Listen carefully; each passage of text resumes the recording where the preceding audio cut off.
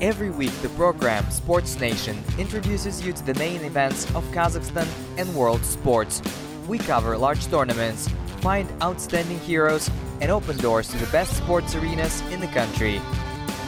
In today's program, we will visit the first corporate cyber tournament on Dota 2. We will have a chat with the bronze medalist of the Winter Olympics in Pyeongchang, Yuliya Galysheva.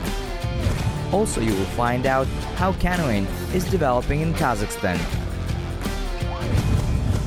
Tournaments on esports are now shown on television, and the money turnover inside the industry is growing every year. More recently, the Asian Olympic Council announced that esports is included in the program of the Asian Games of 2018. Esports can join the Olympic family already in 2024.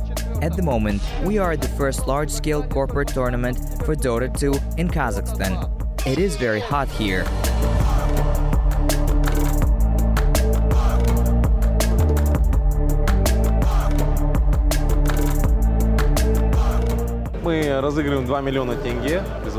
We raffle 2 million tenge. This is our prize fund. I consider this as a real sport in all respects. This is a team game. The participants must have a certain strategy. The game has a huge spectator base, which is estimated in billions. Dota 2 is currently the most popular computer game in the world. It invites a great interest in Kazakhstan. About 50 large companies came together to fight for the title of the champion. The average age of participants did not exceed 25 years old. In fact, Dota 2 is a childhood game. First we played in the first part of the game, then they began to play it in a more serious way, and it got very interesting. In fact, this game is very useful. It develops strategic thinking. And so a team of 5 people, where each player controls his hero, fights against 5 enemy characters. The main goal of the game is to destroy the main enemy building, Tron. The key to success is mutual understanding between partners. In this case, there is no right to make a mistake. It was an elimination game. We are not professional players. We went to the tournaments, fought, and honestly did not expect that we would be able to play so good. That we are ready. With each game, we got more and more excited. Semi-final games were broadcast on the big screen and gathered a rather large audience of spectators. In addition, the game was available for watching online with comments from professional experts.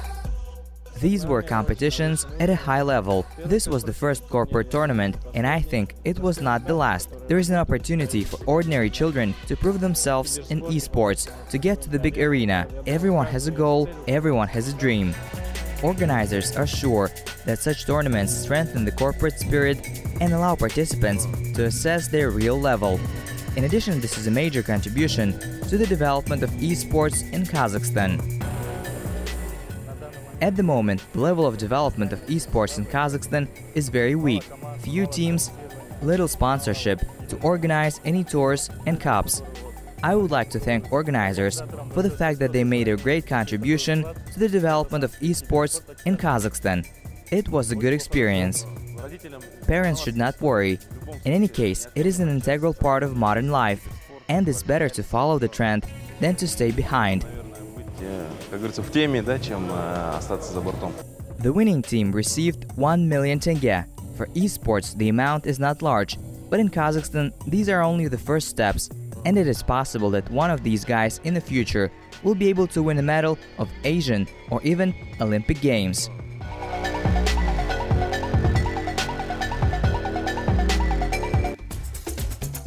Coming up next, bronze medalist of the Olympics in Pyeongchang, freestyler Yuliya Galysheva will share her thoughts on competition in the national team. At the Winter Olympics in Pyeongchang, Kazakhstan entered the top 30 of the best countries. It was all possible only because of one medal, which was on the account of Yuliya Galysheva. She went to South Korea with a trauma. She went through a real drama in the final race.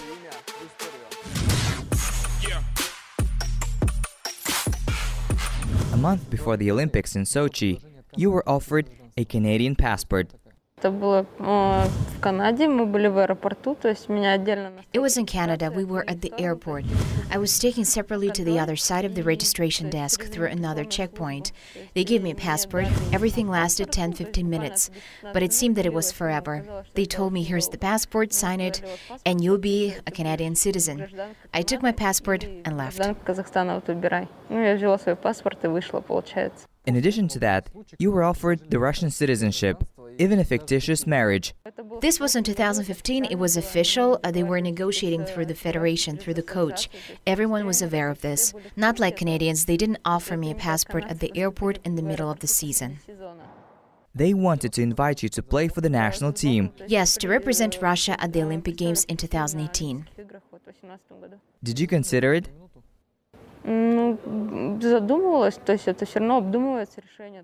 I did. This decision was not spontaneous. It required some thought. I talked with coaches, with parents.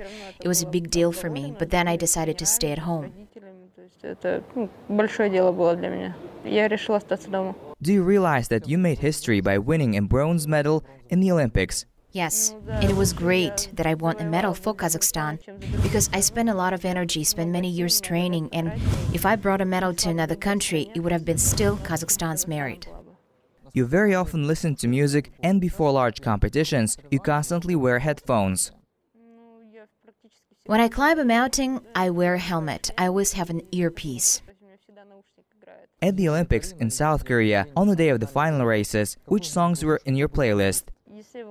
If I go out uphill in the morning, I choose a song in advance and listen to it constantly. It's on repeat. I don't remember who the performer was, but the song was about the Tatar person. Maybe you can sing a few words.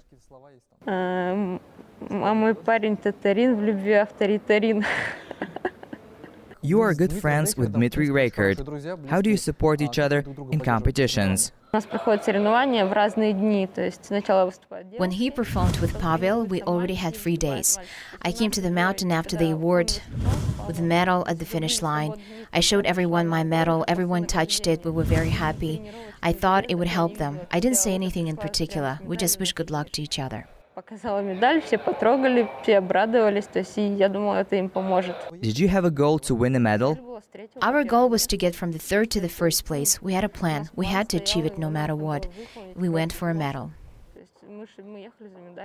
Our team is represented exclusively by sportsmen from Uсть-Kamenogorsk. This kind of sport has been developing only in Uсть-Kamenogorsk. All the coaches are from there. Children are recruited only from there. It's probably too expensive to develop the sport in Almaty. For parents to take their children to Shimbolak is something that is expensive and takes a lot of time. We need more coaches to develop the school. And in Uсть-Kamenogorsk, we have a base 9th kilometer, where a child from 7 to 10 years old can already get by bus or by taxi. It is located within the city. Therefore, it so happened that more children are engaged in the sport in Uсть-Kamenogorsk. How come you chose freestyle? I don't know, I was 4 years old. Probably I didn't realize at the time that I would be doing this kind of sport. I really liked the team. I think I stayed there only because of the team and the trampoline. I liked the trampoline very much. I didn't do any physical exercises until I was 6 years old. I was just allowed to jump on the trampoline. Aren't you afraid? This is a traumatic sport. If we work out new elements, I have it, but we're now practicing them in the acrobatic hall. Then we move on to water springboard, and only then to the snow. We didn't do it before. We trained only in the snow. On the trampoline, we can jump with safety belt. Our acrobatics coach is good. Now we have already developed it in a way when we can afford to go abroad and train there, work out the elements on the water. Uсть-Kamenogorsk school is still preparing such athletes who are able to win medals at the Olympic Games. At this moment, yes, we recruit children. There are coaches, the school is developing. Do you have someone who can become your successor? Yes, but he needs training. Is there a competition at the Championship of Kazakhstan? There's practically no competition among girls. At my level, there are no girls. Girls ages between 18 to 25 participate at the Championship of Kazakhstan, then ages from 7 to 18. Here's Amrenova Aya, who performed with me at the Olympic Games. After me, she's the oldest. Она, получается, после меня самая старшая идет. Is it an expensive sport? Вообще занятия бесплатные, как бы можете. In general, classes are free. You can bring a child to a coach. It is the coach's problem to find necessary inventory. Skis cost up to $1,000, plus they still need to be welded and sharpened. It's about $200. Сервис стоит около $200 и крепление $200-300. Did the state buy all this? Yes, if you're in the national team, they buy it for you. All your expenses are paid. You often go to the training camp. You visited almost all countries of the world. Do you have enough money? Again, all the expenses are covered for us: accommodation, meals and flights, everything. There was information that in 2009 freestyle was on the verge of closure. Я такое слышала, но как бы не вникала, потому что я знала, что его не закроют. Мы все равно подавали большие. I heard about it, but I knew that they would not close it. We already had great hopes. After 2010, it was 11th place. It was the best result among all team members. I didn't have my salary yet. Then in 2011, I performed to the Asian Games and won. Since 2012, I started climbing the podiums of the World Cup. I was sure that this sport will not be closed. И с 2012 года я начала подниматься на подиумы Кубка мира уже. И, то есть я была уверена, что этот вид спорта не закроют. There was a situation when you were on the verge of leaving the national team. It was after Sochi. I took a long break and changed the coach. What happened? Ничего, потому что мне... Nothing. My old coach gave me his experience, his confidence, and I needed someone who would take me further. In sports, it happens. He gave me everything he could, I think. В спорте такое бывает. Он вышел все из себя. Were you upset? Not me. He was. Now you train with Yuliya Galysheva. Yes, me and Pavel and Yuliya Galysheva. She became the head coach of the team, so probably the team will double. There are juniors who will participate with us at summer camp. They will train with us. Сами подготовку вести. Are you satisfied with the Olympics? How did everything go? Организация мне понравилась больше в Сочи. I like the organization more in Sochi. It was certainly easier for us because it is a Russian-speaking country and we could calmly tell the driver where to go to. In 2018 Games, everything was in Korean and we did not understand Korean. We were already helped by people who speak English, or we explained with gestures what we needed. For me, there was probably no big hype. In addition, many people started to follow me on Instagram and my phone would freeze from congratulation messages, but I have nothing against it. You're very active on social networks. We found one video where you walk in a hotel wearing a suit, whether of a duck or a horse.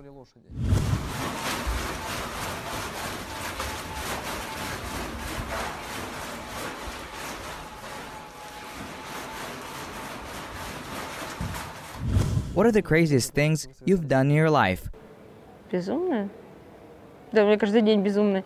Это было на азиатских играх 2017 года. Every day of mine is crazy. It was at the Asian Games in 2017. We went shopping. In Japan, they like to sell such suits. They're on batteries. И в Японии любят продавать такие надувные костюмы, то есть на батарейках его одеваешь, и он как вентилятором обдувает внутри, надувает. I decided to buy a single suit that I liked. It was a duck costume. Plus, they were selling a horse head. I decided to buy both of them. И там всякие приколы были, и голова лошади, получается, продавалась. И я решила тоже взять. You went to Almaty to enter the sports academy. Yes, because of problems with the United National Test, I did not pass it. Which subject did you fail? Математику. Mathematics. I didn't have 1 point even to get a C. I'm not very good at math, but I'm good at counting. Equations or formulas, it's not for me. I can do it in a very simple way. Was there a period when you had to choose between school and sports? Ну, у меня как-то оно само выбралось. То есть, когда я училась в обычной школе. No, I somehow was able to determine it on my own. When I was in a regular school, there were no such large trips abroad. In the 7th grade, I already studied at a sports boarding school and began to set hopes. Then I started to travel abroad. We missed December, January, February, and came only at the end of March. We had additional assignments when we came at 9 a.m. and the study started at 11:30. In the 2nd year, I won a scholarship at the academy, also represented the academy at the university. This year, I'm graduating from my master's program. Что я там представляла академию на универсиаде. То есть я закончила магистратуру, вот в этом году заканчиваю в мае. Do you love cars? Yes. Do you have a car? I have 2 cars. But do you like big cars? Ну, я ездила на седане. I drove sedan. I received it as a gift after the Asian Games. I got my driver's license. I got the car in the winter, but started to drive in the summer. The sedan is not for me. I like to drive in mountains where there is no asphalt. In Usk-Kamenogorsk, it's hard to find asphalt anywhere. On sedan, you cannot go there at all. To Usk-Kamenogorsk. We traveled from Usk-Kamenogorsk to Almaty, and the bracket was torn off. У нас оторвало кронштейн. We wish you good luck. Thanks for the interview. Next on Sports Nation, the coach for rowing and canoeing, Yevgeny Bezhnar, will talk about a new wave of athletes.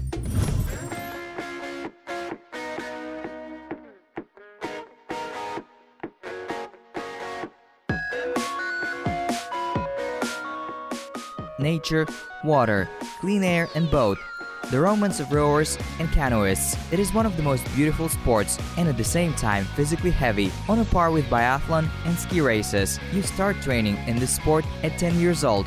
Children are first taught to swim, and after that they learn the structure of the boat.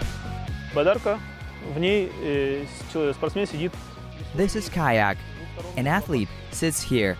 The paddle has shoulder blades on both sides. One can row both on the left and on the right. This boat also has a steering wheel. It is at the feet. They kick the boat so that it turns, and the canoeists row only on one side, either on the right or on the left. Sportsmen hold the oar in their hands, and all the manipulations with the boat occur only with the oar.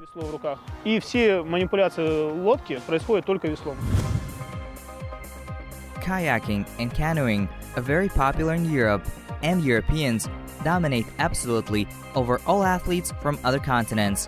They won more than 90% of all Olympic medals. In Kazakhstan, this sport has existed since 1955.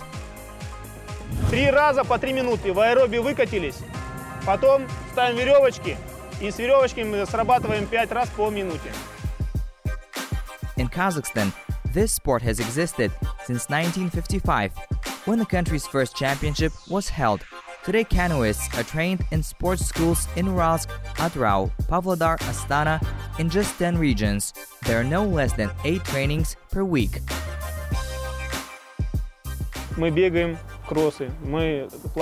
We run crosses, swim in the pool, we work a lot with the barbell. Sports games are also included, because coordination is necessary. This sport develops 95% of all muscles. Both legs and back are working.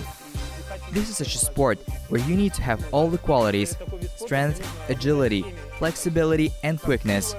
Everything is developing. Kazakhstan athletes are considered one of the best in Asia. In the world, the competition is several times tougher. In April in Barcelona, our juniors won 4 licenses out of 4 possible for the Junior Olympic Games, which will be held in Buenos Aires. And such successful results of young sportsmen are very common. Young people have great opportunities ahead of them. International regattas, world championships for youth are held.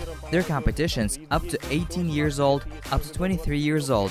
We are also present in the adult world championships. 15 to 20 years ago, there were only 1 to 2 starts a year. Now their number has increased. Rowing is a team sport. For example, 2 and 4 oarsmen can swim in the same boat. Competitions are divided into several types of distances. The shortest 200 meters. We have to say up front that this kind of sports is very expensive. The price of one boat reaches $4,000. But in Kazakhstan, their coast is covered by state. Rowing classes are free. It's absolutely free. The only thing you need is desire. it's still an extraordinary sport.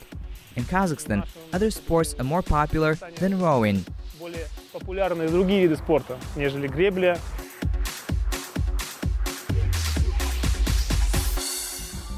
The video of the week concludes our program. Welcome, it's Haley Moore. The correspondent of the Sky Channel during the live broadcast stopped the horse at a gallop. The incident occurred at the races in Chepstow in the UK. Despite the fact that the horse dragged her along the ground, the girl grabbed the reins and calmed the animal. By the way, Haley's father is a horse riding coach and her brothers are professional horse riders.